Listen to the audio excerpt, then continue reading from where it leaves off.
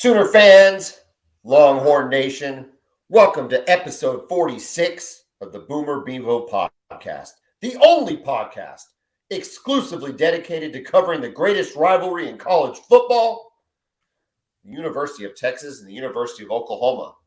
My man to the right, Kevin Miller, the biggest Texas fan in the world, and I'm John Whitson, just another happy, proud member of Sooner Nation right now after a beatdown of the Alabama Crimson Tide at the Lloyd Noble Center in the SEC Big 12 matchups on Saturday. Kevin, Alabama comes to Norman as the number 2 ranked basketball team. Oklahoma is reeling from a loss to TCU, devastated by a crappy loss to Oklahoma State a couple games ago.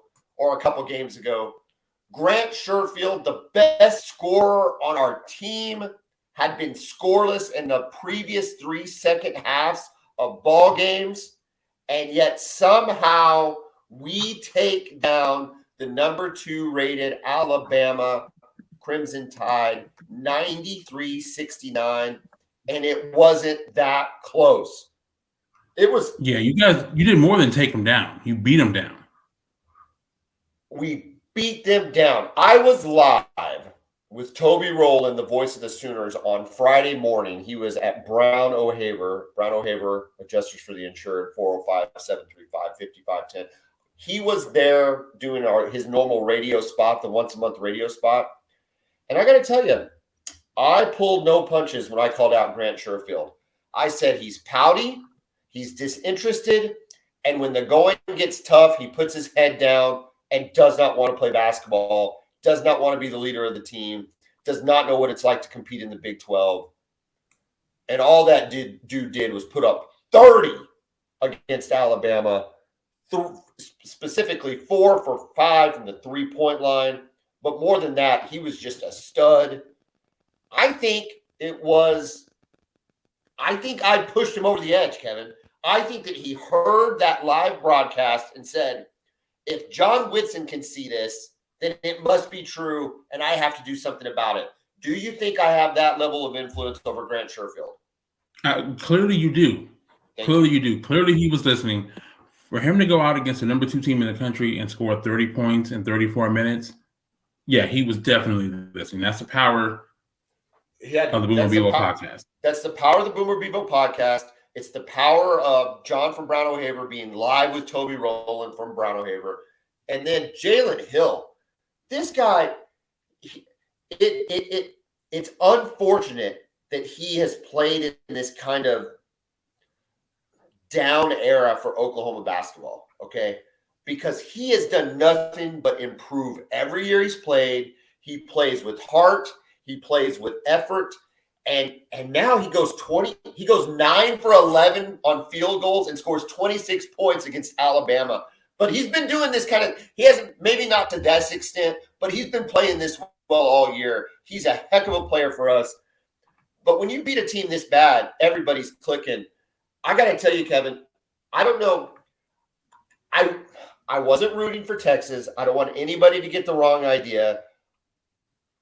But I was kind of rooting for the Big 12, and I was kind of bummed that Texas lost just because I want everybody to realize the gauntlet that teams have to go through in the Big 12. Yeah, it's tough, man. It's tough. It almost seemed like it's a bit of a break, right? You get to play. Let's see, even though that you're playing the number 2 team in the country, it's like, well, at least it's not this Big 12 physical grind, right? So the team played looser than I've seen them play. I was able to go to the game. Shout out to Perry from the KREF Army for that, the Texas OU basketball game. Yeah. And I thought that OU was not a bad team. I thought Texas was a little bit better, but I didn't think that was a bad team. They just had to put it all together. It looks like they played free, and, man, to put it on a team like that, we'll see if they can use this going forward to try to finish out the season strong and get into the tournament. Well, here's the deal, man. All of the excitement is muted when you review their record. They're 12-9. Oklahoma's 12-9, 2-6 in the Big 12. We talked about it on the last podcast, and nothing changes with this Alabama win. It's not a good enough win to, just write us a ticket, obviously. I believe we still have to get to 7-11 in the conference, which means we have to win 5 more games. So without going through the entire schedule on this podcast, we've got Oklahoma State coming in, must win. We're at West Virginia, even though they just beat ranked Auburn. I think it's a must win. I think you have to beat West Virginia. They're not Kansas, they're not Texas, they're not TCU. You've got to beat West Virginia. And then at Baylor, maybe it's not a must win, but it sure would help, because you're going to have to win a number of these games that you're not supposed to win. And look, it's tough, right? Well, it's not like it gets easier after playing Baylor. All right, you got to go. No, I'm looking at it. Then you get Kansas, K-State, and Texas. I mean, holy crap! Yeah, and it's at Texas, and even Texas Tech, right? They haven't even won a conference game, but I don't think it's going to be an easy win. So, right? But am I wrong? I mean, I don't think I'm wrong. They have to get to, if they get to 7-11 in the Big 12, I think that they have a shot, because I agree. They'll have a winning record. They'll get to 17 wins. They'll have a winning record overall, and they will be middle of the road in what is the toughest conference in the country. So, yeah. But here's the deal, dude. Grant, Sherfield, if you're out there listening, you got to play. You got to bring what you brought to Alabama in every single game that's left. If you want to make the tournament, it's got to be what you brought, especially in the second half. You can't shy away from pressure. You can't be upset when people decide to start playing defense against you. You have to bring it every single game, every single possession you're out there. That's what the Big 12 has gotten to, Kevin. It's every single possession. Every possession, you got to bring it, man. You got to bring it. You got to bring it, or you're going to get run.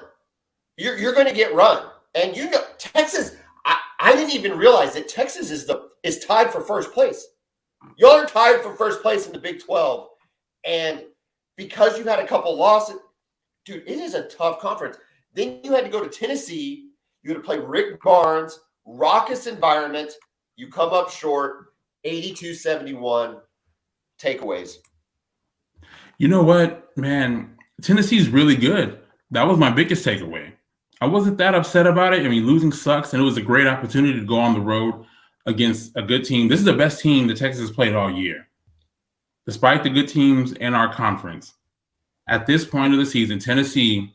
You haven't played Kansas? Texas haven't played Kansas yet. They played Kansas State, who's really good. They've also played Iowa State. They're playing Baylor as we record this. Okay. But this is the best. Tennessee's the best team that we played all year long, and it is not a good matchup at all. The thing about Texas, they play pretty good defense on the perimeter, but they don't have anybody that's, that really demanding inside presence, right? There's no one that can really control the paint, and they got destroyed on the boards. 38-23. Out rebounded. And that's what scares me about this team, man, getting into the tournament. I know they say it comes down to guard play in the tournament. It normally does, and Texas has really good guards. But, man, if you got talented bigs like Tennessee has, you can really give Texas trouble. Yeah. That's my concern going forward. I think about the teams like Gonzaga and stuff that have those talented bigs, and this is a little off the beaten path, but since it's my podcast and, well, we share it, since it's our shared podcast, we can make whatever analogy we want. But the analogy of good guard play, it's the best guard play of the best teams. Okay? So first, you have to have a good front line. You've got to have good shooting. You've got to have good defense. You've got to have good coaching. If all of those are at a good level, then that guard play can elevate your team. And the example is like golfers. They say putt for show and drive for dough and blah, blah. The statistics show that in any given week, it's the best putter of the best drivers. Does that make sense? Yeah. So absolutely. You have to be one of the better teams. You have to be one of the better drivers of the golf ball, and then have good guard play, and then be the best putter. Does that make sense? So just having good guards isn't like, oh well, then you're gonna go miles in the tournament because you got good guards. No, you better have everything else, and then your guards better absolutely be on it. Does that make sense? Yeah, it does. It does. And so that's the only thing. I mean, that's the thing that makes you nervous for Texas is you're right about that. But here's the thing, man. They're quietly, like I said, quietly first in the Big 12. You haven't played Kansas yet, but quietly first in the Big 12. And, maybe this Tennessee game serves as kind of a wake-up call that says we're not really where we want to be yet. We talked about it in the last one. I mean, to an extent, you're still recovering from Chris Beard. There's a lot going on there with Texas, but if you can make a run in this back half, you can position yourself for a 1, 2, or 3 seed in the tournament, right? I mean, right now, last projection I saw had them as a 2 seed. And like I said, I think they're a team that's capable of making a run maybe to the Sweet 16, but I could also see them losing the first weekend of the tournament too. So it just depends on the matchup, right? Like I said, I like the team overall. I think they've done a great job of keeping the ship steered, right, after the whole Chris Beard thing. I think something like that could have destroyed the entire season. And they were able to, stay tough through all that. So we'll see, man. Like I said, we still have to play Kansas twice. We still have K-State again. So here's your next 3. Here's your next 3 game gauntlet. Let's hear it. Your next 3 games, starting with Baylor tonight. Going live. It's live right now. We could give you a score as we record this. Yeah. And this is Monday the 30th. You're playing Baylor right now. Then you're playing at Kansas State, at Kansas. I mean, there's no let-up. You went from Tennessee, the cauldron of Tennessee. What were they ranked? 4. Yeah. You're talking a top 5 team on the road to Baylor, which is no slouch, to at KSU, who's 7th in the country, at Kansas, who's 8th in the country. I mean, there's we're going to know by almost this time next week, maybe a couple days where y'all are at. If you're going to be that battle tested, you're either going to be a 2 seed or you're either going to be a 2 seed if you go 2-1. You'll be a 1 seed if you go 3-0, and you could drop down to a 3 seed if you go 0-3. All this in the next 3 games. And that's the thing about this conference, right? Every scenario is still on the table. And I haven't begun to look at tiebreakers and stuff because I still think there's enough basketball to be played. But there's a scenario where TCU, Kansas, K-State, and you guys are really close to a 4-way tie. I mean, just because it's I don't know that there's a lot of separation between those 4 teams. I completely agree. Yeah. But you go below that though, and then there is separation. Then you start to have pretty good teams. Then they're pretty good. How about Texas Tech? I mean, they still don't have a conference win. Who would have thought that going into the season? You know what? I had TCU at 5-3. I'm leaving Iowa State out at 6-2. Do we not trust Iowa State? Hey, maybe they beat Texas up there. You know what? It's just so hard because everybody, it's just hard because you'll go on the road and beat a good team, and then you go home and lose to West Virginia. That's what this conference is. If you're not on every game, you will lose. I can just remember that was we had just lost to y'all, and then we played Iowa State at home, and we should have beaten Iowa State. I say should have beaten. We had an opportunity to beat it. We lost to 63-60, but it was a last possession type game, and so I don't leave thinking that Iowa State is some juggernaut, but here I'm staring at them, and I completely did not realize that they too are tied for first in the Big 12. So yeah, this conference it's ridiculous. It's just ridiculous. Yeah, it's a bloodbath. The SEC though, the SEC looked pretty good. They represented, with Tennessee. Kansas beat Kentucky, but who am I not thinking about? There was another team that I was impressed with. Who did Arkansas play? Oh, Baylor. They beat Baylor, didn't they? Yeah, they played Baylor in Waco. Yeah, and so there's some schools there's some schools there that are pretty impressive, really. Yeah. Missouri beats Iowa State. We just talked about Iowa State. Mississippi State, VCU. I mean, it was a pretty even matchup. All things considered. Mm-hmm. I think the SEC. I still think they're kind of top heavy. You don't have teams like Vanderbilt. South Carolina's not there. Oklahoma's already beaten Florida this year. So I still don't know from top to bottom that the SEC is just this great juggernaut of a conference, but the top teams are proven to be really legit. Man, look, the Big 12 tournament is going to be crazy, right? That has a chance for OU to solidify your tournament if you have a good run in the Big 12 tournament. If you guys finish with that record like you talked about, you can get to the conference championship game during the tournament. And of course, obviously, if you win it, you're automatically in. But if you can make a deep run, that can get you guys in too. Okay. If we get to the magic, what I think is the magic 7-11 number, that takes us to 17 and 14. And then to your point, if we could get 2 wins, that would get us to 19 and 15, which just looks a whole lot better. Yeah. That's a lot of games. Golly, we're playing a lot of games. This conference is so deep, man. I mean, could we realistically get 8 teams into the tournament? At least 7. Mm-hmm. 7, maybe? 1, 2, 3, 4, 5, 6. Oklahoma State's at 3 and 5 in the conference. West Virginia's 2 and 6. OU's 2 and 6. Tech is not going to get in. So I don't know. That's tough. I can't. Oklahoma State, West Virginia, and OU are all there, and that's what's so important about OU beating OSU and West Virginia is they're not good. Correct. They're not good within the concept of the Big 12. Within the construct of the Big 12, you have to beat them. There's no way around it. I think the best we can get is 7 in, because one of those 3 teams will probably make a little bit of a run, and the other 2 will fall off. So I say the best I think the Big 12 gets is 7 in, which I still think is pretty impressive.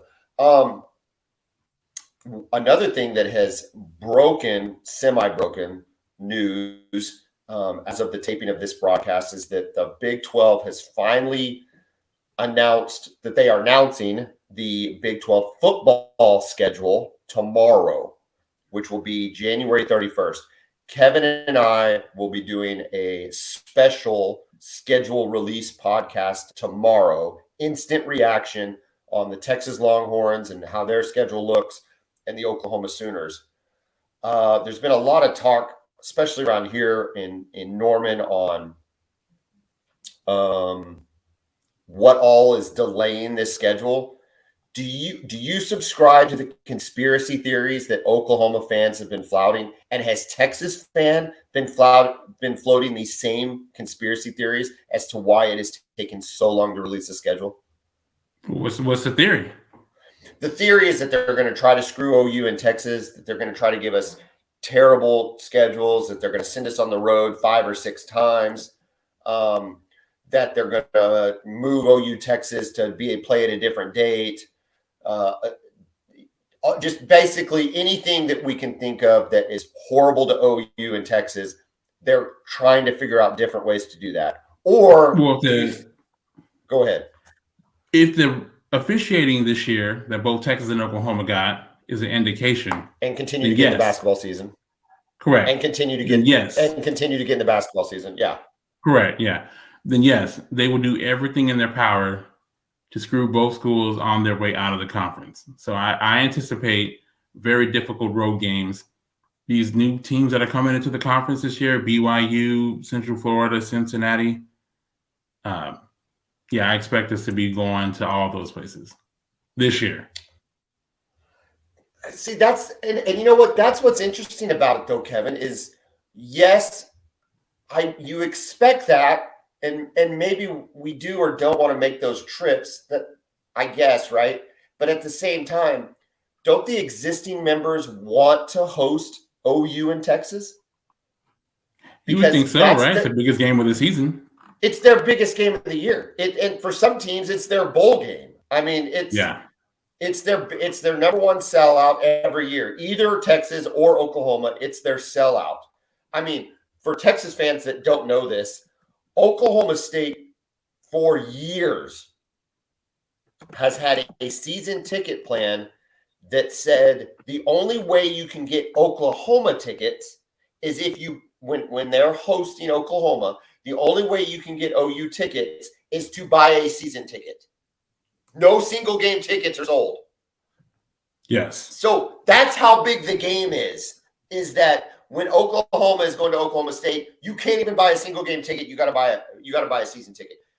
And look, are we arrogant? Of course we are. That's why we have our own podcast, right? We know we're arrogant, but it's the truth. Texas Tech would rather host Texas and Oklahoma than not, because they know they're going to sell out both of those games if they get the opportunity. And they're not. TCU just went to the playoff, and there's a good chance Texas Tech doesn't sell out a TCU game. No, not at all. No, and honestly, as good as they were, and I'm not going to take anything away from them for what they did this season, despite what happened in the championship game. But I don't think Texas or Oklahoma sees TCU as a viable long-term threat to their success in any way, shape, or form. Doesn't matter what happened. They didn't make the playoff next year, and it will be the same deal. Well, I don't know. They make it 2 years in a row. But no, I don't. I agree. And it's going to be hard for them. Max Duggan, Quentin Johnston, both running backs. Kendre Miller, yeah. Yeah. That'll be tough. But my point is, though, Kevin, so they could punish OU and or Texas or both by sending us to the far reaches of this conference. But at the same time, that punishment is then punishing their longer-term members who really want to host an OU or a Texas game. Yeah. So then the other option is Oklahoma doesn't get to go to any of the new places, and they get stuck with the same old places. Or I don't know. There's just a lot of things. So it's fascinating to think about. I'm curious how it's going to roll out. Anyway, the good news is it's supposed to be here tomorrow, which will be Tuesday the 31st at 1 p.m. Central. You and I are planning on doing a complete breakdown at 3 o'clock on the 31st, and we'll try to get that released by 4:30 tomorrow. So stay tuned. Yeah, we got you. We'll see if the conspiracy theories are true, or if in fact it's way more innocent and they were just waiting to get their hands on ChatGPT so that they could say, "Hey, make a schedule for 14 teams to play 9 games." Hey, let me ask you this. Do you want to go to Provo? Do you hope that OU plays BYU in Provo? Dude, I just got a text message from my brother-in-law talking trash already. Yeah, absolutely I do. I want to go to Provo. I don't want to go to Houston, really, under any circumstances. I think it's a filthy, disgusting city. I think if you had to rank cities based on filth and disgust in the United States, Houston is at the top of the list. Well, I think there was a study that confirmed that. It was on listen, yeah, I'm serious. That's just, Kevin, that was just my gut, but it doesn't surprise me that there's some actual study that says Texas is full of filth and disgust. Now, Houston. Oh, yeah. Whoa. Hold on easy. now. San Antonio's a beautiful place. San Antonio's beautiful. No, but anyway, I don't want to go to Houston. Is that because does that football program have anything to do with it? Dude, I don't know. Did they even go 500 last year? I think they had a pretty good season last year. Yeah, I think. Dude, they got beat by Texas Tech last year. Well, so did we. Yeah, we all lost to Texas Tech last year. I don't care about that. No, I've been to Houston. I went to that game that was played at the big stadium. Reliant. Yeah, Reliant. Back when they had Ed Oliver, who was just a stud. The guy was so he good. Just wrecked it. That was his first college game, by the way. Yeah, he was unbelievable. Yeah, he just wrecked your very talented and experienced offensive line, too. Oh, no, that's a good team. Yeah, that was Baker Mayfield. And then I think 2 of those guys are starting in the Super Bowl. I think good offensive line. I think Creed Humphrey and Orlando Brown were on that team, if I'm not mistaken. Yeah, Orlando Brown, I think Ben Powers, Cody Ford. Yeah, a really good offensive line, man. He was different, man. It was definitely the biggest recruiting pool for Tom Herman at Houston to get a 5-star to stay home and go there. Yeah. So that doesn't. It's really there's nothing intriguing about going to Houston. Like honestly, I just can't stand the place. So Cincinnati. You know what? I think I would go to Cincinnati. I think it would be a fun trip. I've gone to Ohio State. I know Columbus and Cincinnati are different, but yeah, I think I would like to go to Cincinnati. I think that would be a cool trip. And then Florida. Central for Orlando. If you could get me Florida in like November.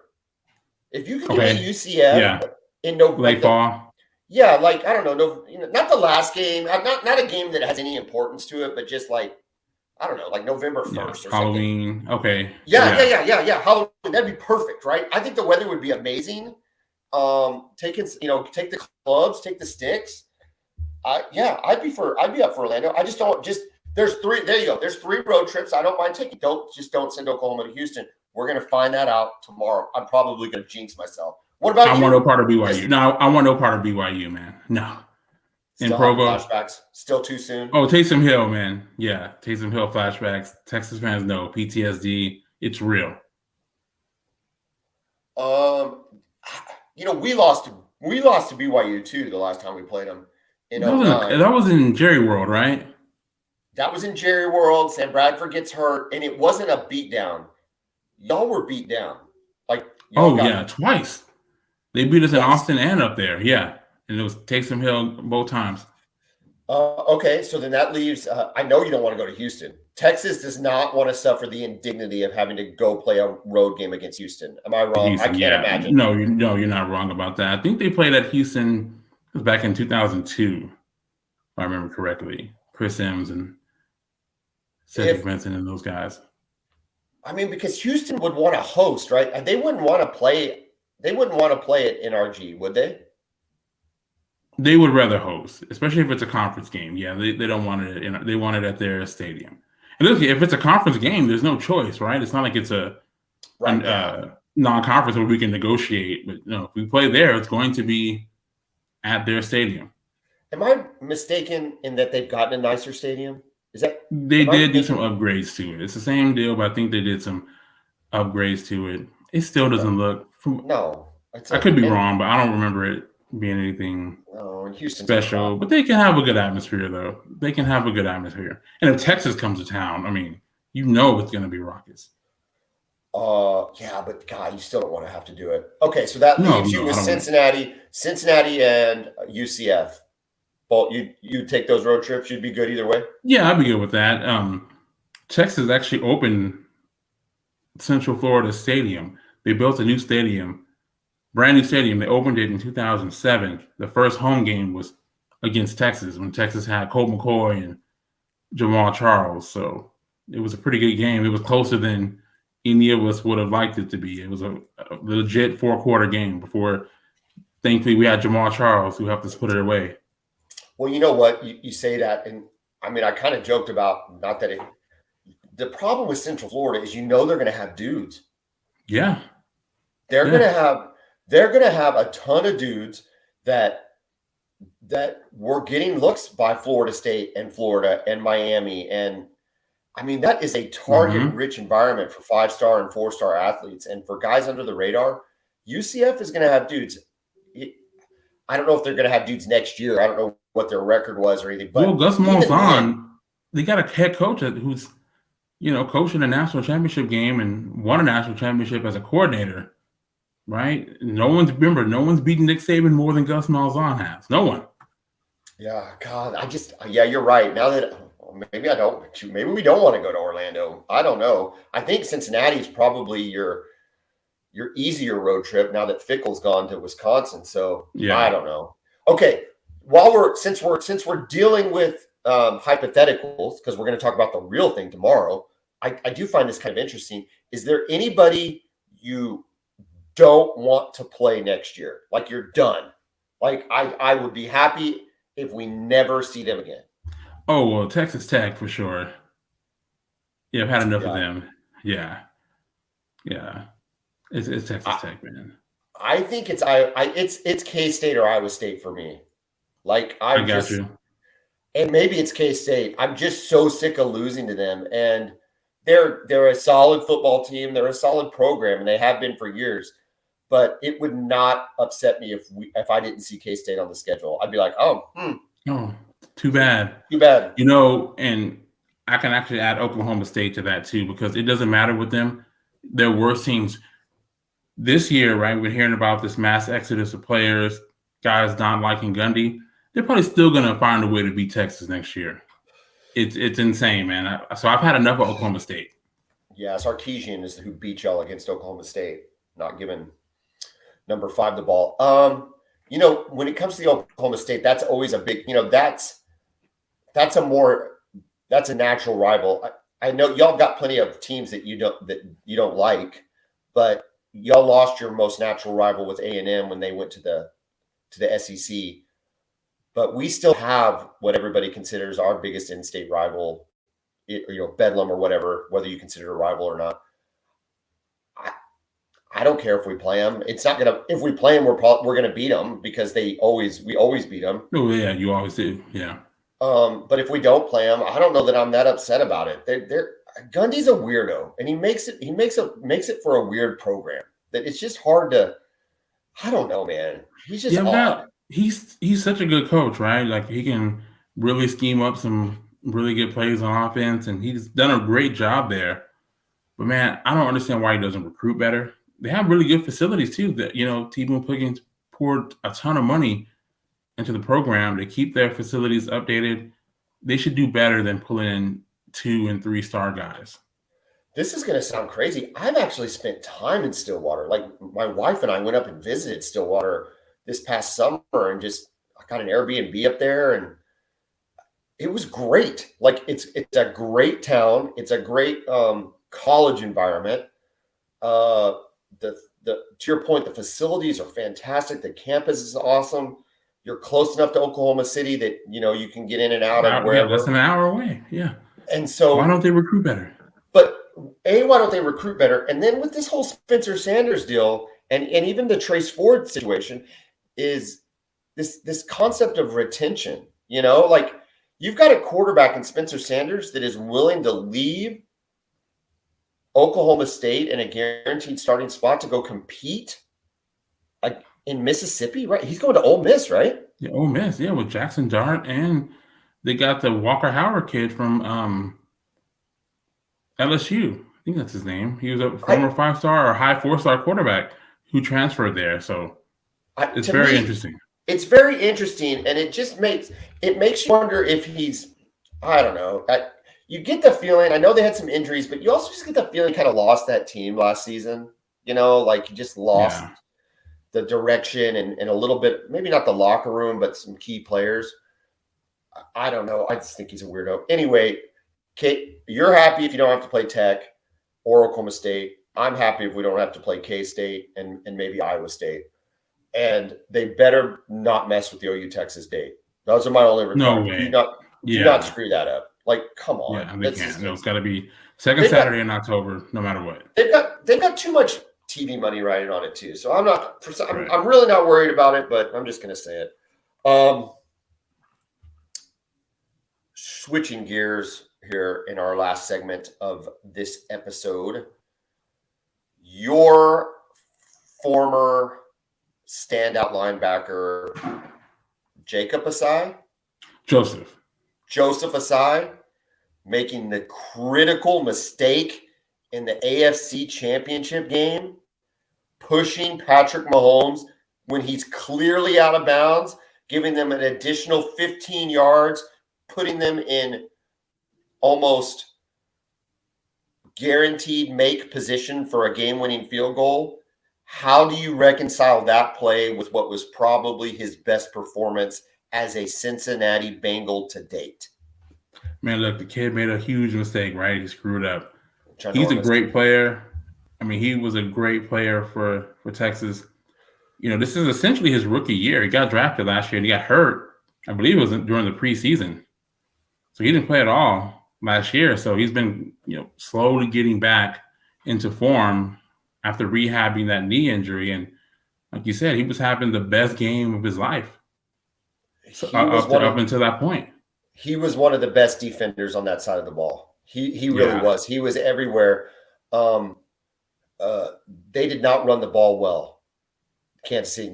Cincinnati didn't run it. Cincinnati didn't run it well either. But he was the reason why. He was one of the reasons why Kansas City was not running the ball well. But man, it's just so unfortunate. And I was pulling for the Bengals. You had a side. Me too. Any other Longhorns on that team? I don't think so. But dude, listen, we had Pirine and Joe Mixon, and Joe Mixon had been the featured back.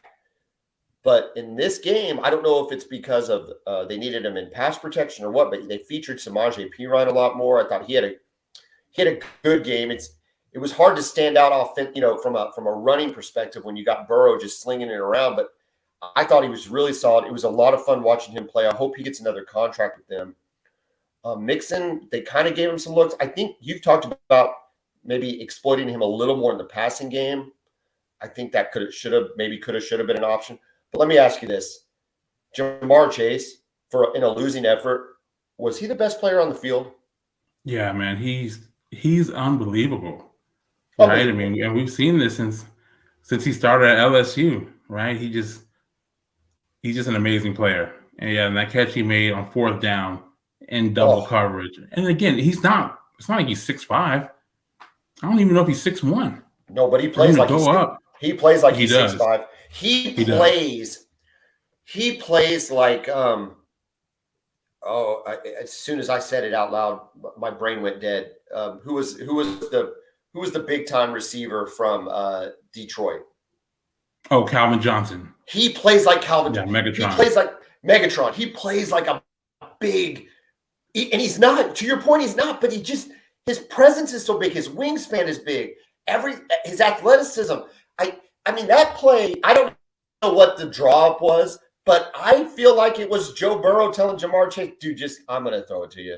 You're our best player, and we're going to you. Yeah, make it happen. I'm going to you. Yeah, you're the man, and I'm going to you. And all that to be said, Patrick Mahomes, I don't know if he was Willis Reed, if it was Michael Jordan's flu game, or if it's just his own individual, if he's starting to get to the point where that can just be his game.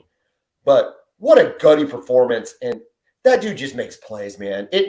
You don't have to love him. I don't love Patrick Mahomes. I'm not a great Chiefs fan. I think I'm going to probably be cheering for the Eagles. But holy crap, that dude makes plays. Yeah, man. I mean, when that injury happened in the last game, you would have thought, oh yeah, his season's over. We'll see him next year. So for him to come back and finish that game last week, and then to come out and play, you can see he was hurt, right? I mean, he didn't have the normal drive on the football like he normally does. But man, he just kept making plays. He just kept finding a way. And it's getting to the point to where he's pretty much the Michael Jordan of the NFL right now, right? Well, I mean, he's Michael Jordan. Yeah, I don't even know what to compare him to in an NFL sense, right? Because he's a bigger star than Tom Brady was at this point in his career. Yes, the Patriots were winning Super Bowls at this point, but it wasn't because of Tom Brady. No, it was because of the defense and a good running game. And he had a couple drives in the fourth quarter of those games that led to game-winning field goals, which kind of gave him a reputation, but it wasn't because of his overall play. Brady has been better as an individual player in the last 10 years versus his first 10 years. That's when he became the guy who can carry the team. He was not that guy the first half of his career. Not at all. Agreed, right? So I don't and he's had so much more team success than like an Aaron Rodgers. So Aaron Rodgers can carry his team, but he hasn't made 3 out of 4 Super Bowls, plus already having won one. I mean, and having all 4 or being in the last 4 conference championship games. And what I found was a fantastic statistic was not having lost a playoff game in regulation. Like they've all been overtime. I mean, overtime, it's so and last night couldn't even figure out who his receiver outside of Kelsey. Right, that guy's just he's unbelievable. But outside of Kelsey, Valdez Scantling. I mean, who's making plays he for was these a guys? second or third receiver. For Green Bay, behind Devontae Adams. I mean, Mahomes, think about this, man. His first year, he essentially redshirts, right? Doesn't play. He starts the last game of the season, looks incredible against Denver, becomes a starter. They go to the AFC Championship game. They lose to the Patriots in overtime. He also wins MVP of the NFL. Next season, comes back, they win the Super Bowl, right? This is only his second year and as a starter. Yeah. Third year, they go back to the Super Bowl. They lose to Brady in Tampa Bay. I mean, yeah. Now it was a COVID, but still, it was in Tampa Bay. It was, but still, yeah. In your home stadium, you don't have to. You sleep in your bed the night before the Super Bowl. Who gets to do that? Yeah. And remember that offensive line that they had for that game, they could not protect him. That's why they lost. And he's still making some of the. It might have been the best game in a losing effort I've ever seen. Remember that throw when he's horizontal getting hit, and puts it right on the money, and the receiver drops it. Yeah. I mean, so that wasn't his fault. Next year, they go back to the conference title game. So 5 straight years, man, he's been in the AFC Championship game. Just something we've never seen before. No, again, he's only 27 years old. And I don't know that I like him, though. Do you like him? He's fine. I mean, I love his talent, man. I'm wowed every time I see him play.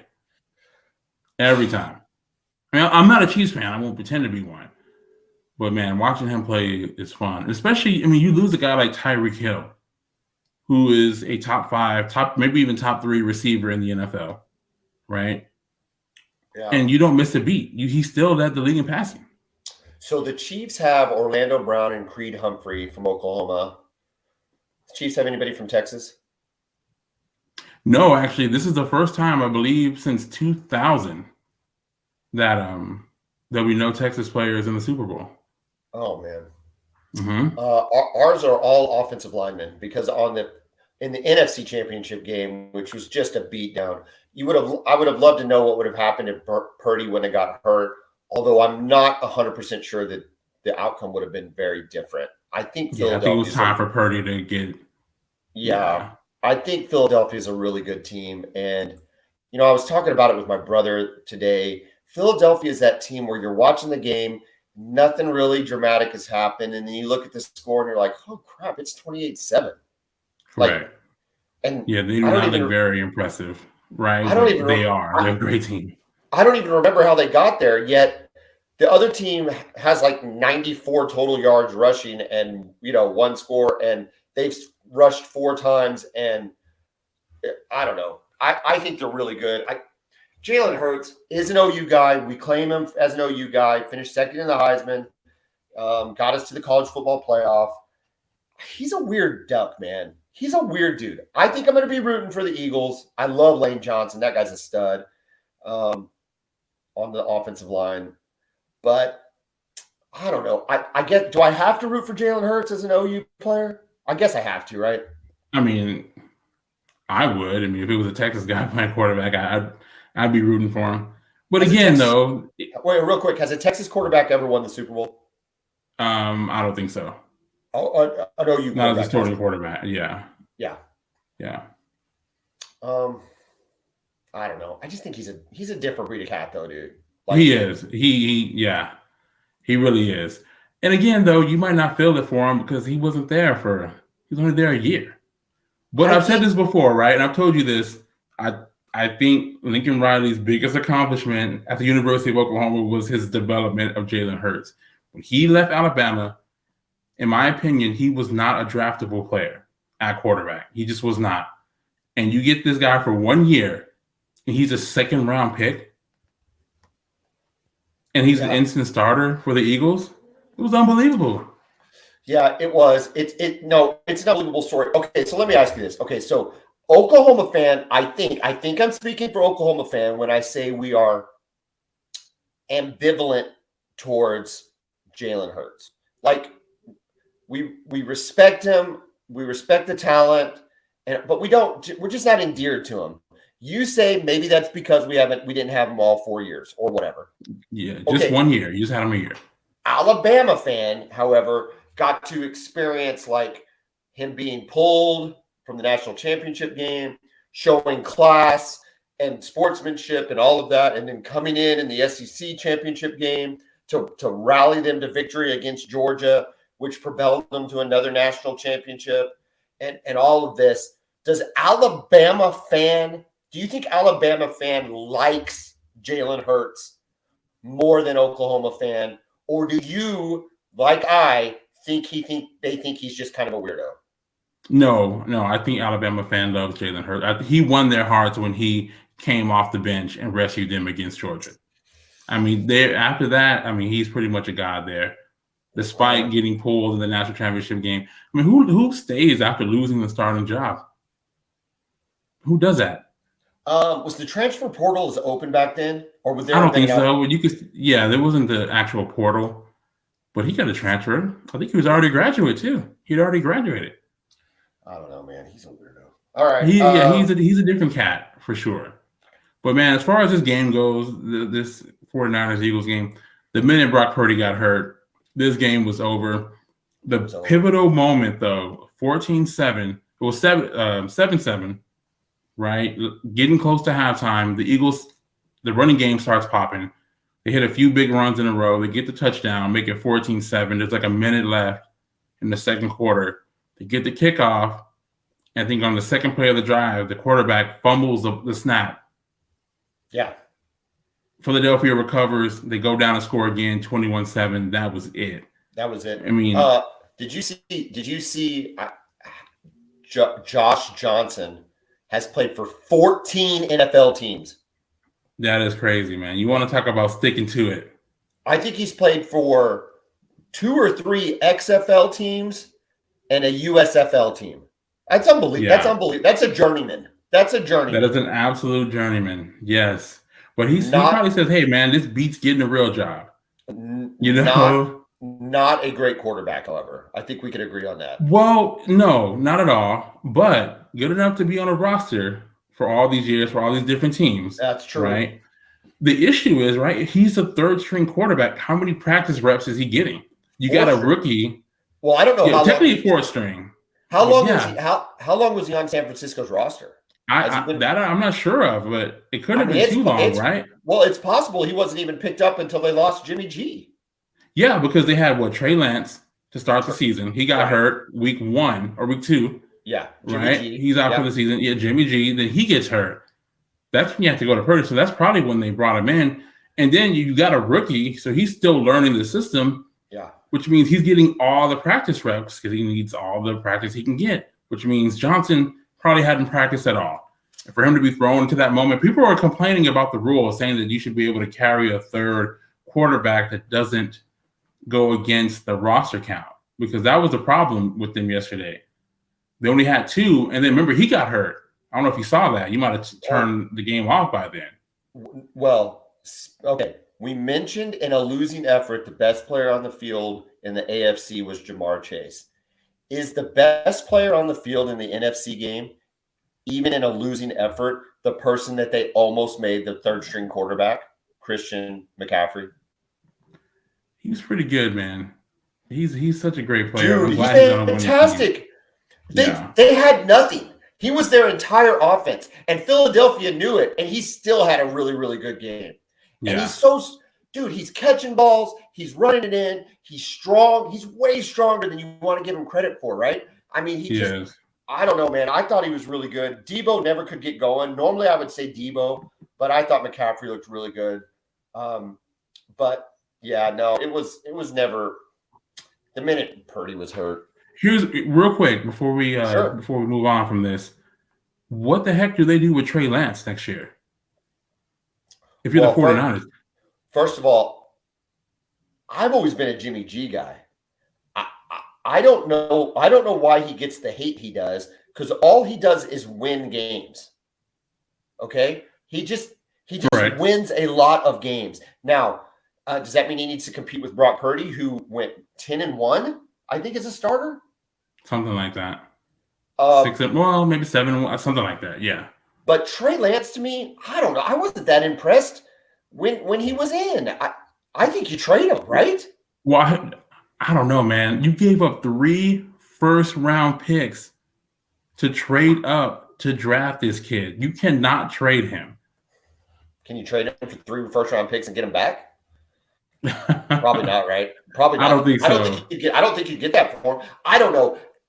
I always found that really odd. I think they went away from Jimmy G early. I don't know what the stigma is with him. I think he's a pretty good quarterback. And maybe remember, Trey Lance is a starter. He was a starter to start the season. It was Trey Lance's deal. But remember, we only saw one game, and it was in a monsoon in Chicago. I don't know if you saw that. I mean, it was, and I'm talking about just rain. It was like a monsoon coming off of Lake Michigan, and he got hurt. So what do you do, right? You have this Purdy mania going around. The fans seem to love him, but again, you traded your entire future, 3 first-round picks to draft Trey Lance. You have to start him, right? You at least have to give him a chance. The NFL, this is the only place in the world where that's a bad problem to have. Yeah. It's the only place in the world where it's a bad problem. Because if you're in the NBA, you could play all 3. You just figure it out. Correct. But you can't do that in the NFL. It's like you get this guy and everybody else is a cap hit or, whatever the case may be. Yeah. That's it.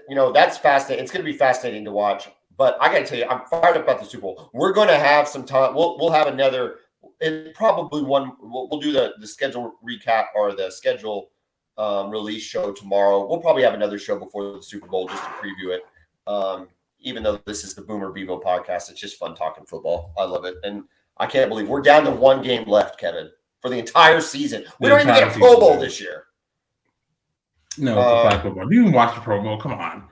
I never watched the Pro Bowl. I watched the Pro Bowl. I watched the Pro Bowl since like 1997, maybe. I'm looking forward to the skills competitions.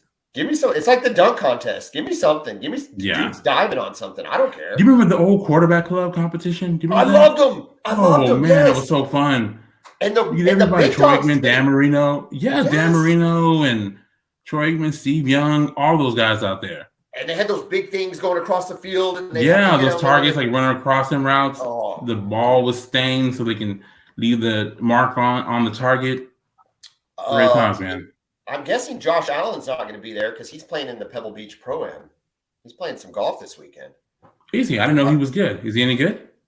I think he played in it last year. I think he's one of those, these quarterbacks, dude, they're so athletic. Yeah. So many of them can like roll out and, Romo tried to qualify for a U.S. Open and almost did it. He was a really good golfer. So I remember that. I love Romo. I can listen to Romo call games. Romo feels like your friend that's sitting next to you on a couch saying stupid stuff the entire game. And I love I'm for it. I'm all for it. I love it. Jim Nantz is like the veneer of he's royalty, right? I mean, he's as regal, he's as regal as you can get. And then you've got the frat boy Tony Romo over here just giggling and saying dumb stuff. And I love it. I absolutely love it. Yeah, he's done a good job, man. He's done a good job. What do you think about the Fox crew with Not excited. Greg Olsen? Not excited. They're doing the Super Bowl, man. Can we bring back Joe Buck? You lose Buck and Aikman. You lose Buck and Aikman. That they became the number 1 guy. Okay, listen. Number 1 crew, rather. If Fox is listening, and I'm sure they are, honestly, Kevin, if anybody's listening at the 53rd minute of this episode, I'd be surprised. But if Fox is listening, I think you pull in Joel and Gus. Hey, I pulled them for the Super Bowl. I don't understand why Gus Johnson hasn't done NFL games this season. They're the best. They're the best play caller analyst combo of any football across all the networks. They're the best. Yeah. Now listen, I know it's the Super Bowl, but come on, dude. Like, is it Kevin Burkhardt? Is that who it is? Yeah, Kevin Burkhardt and Greg Olsen. Oh, it's terrible. It's just Super terrible. Bowl, man. I can't even. I don't know. The names of the people that call the Super Bowl have been so iconic over the years. Now, was Al Michaels always Al Michaels? I don't know. But he only called the Miracle on Ice in 1980. I mean, that's who Al Michaels is. Let's not forget. Troy Aikman only won 3 Super Bowls, and his professional partner's dad is freaking Jack Buck. I mean, he's, they're legends upon legends. He calls World Series and stuff like that. Jim Nantz, in a 6-week period, has called the Super Bowl, March Madness, and the Masters. Okay, yeah. That's all Jim Nantz does, and yet we get Kevin Burkhardt and Olsen. It doesn't do me. You know what, man? I miss Pat Summer on John Madden. So good. Calling the NFC games. So good. Yeah. Great times, man. Oh, real quick before we go, man. Sure, yeah. Gotta give a shout out to my guy, Steven Ngati. He's a host of Fanatic Perspective, one of the best Longhorn channels on YouTube. His family going through a medical issue right now, so just want to give a shout out to him. Hope everything's okay. Hope to see you back soon, man. Yeah, prayers for his family, man. Yeah, he's a great guy. I love his content. Yeah. Especially during the season when I was actually paying attention to Twitter. Great content. I love that guy. So prayers for his family. All right, Kevin. This was fun. Tomorrow promises to be pretty exciting with this schedule release. I'm excited to talk about what's going to go on with each of these teams, and it's going to be fun talking about it so soon after this show. So for everybody that's listened, thank y'all so much. Keep listening, subscribe wherever you get your stuff. Kevin, have a great evening. Boomer. Welcome.